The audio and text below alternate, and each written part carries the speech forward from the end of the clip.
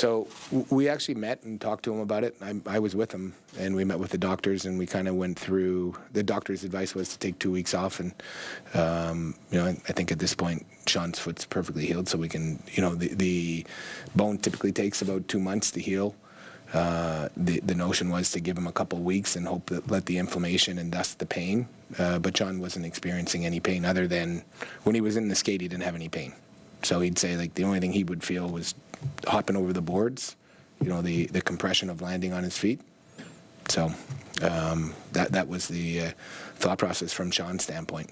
You may have asked me this question at the beginning of the year at the press conference, what would we consider a successful season? I think I said if we saw the development individually and collectively of our group.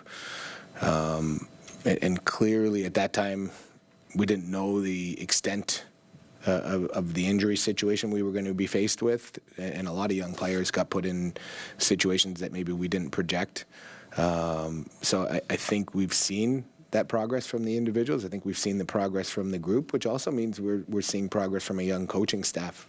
We're further along in terms of we have a group that better understands what they need to do. We have some better, individually we've seen that progression. I still think there's pieces that need to be added before we're ready to be what we want to be. Yeah, so you get 4 recalls, as you know. The plan was to do 3.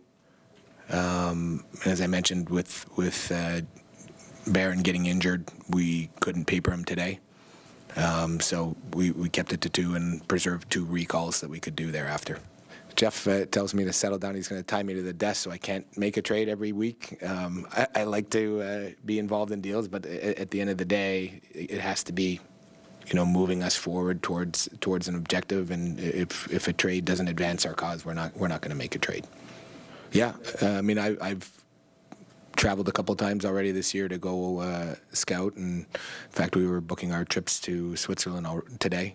So yeah, that's certainly a big focus. We got to continue to evaluate this group and everybody in this group, and I don't think we're going to ignore the Montreal Canadiens by any stretch. But clearly, having a number of picks again this year, 2 firsts and multiple. I was told not to get another 4th round pick in this year's draft, so a 4th or 5th. You did anyway. Yeah, we got it in 20. No, we pushed it out. So yeah, the draft's very important.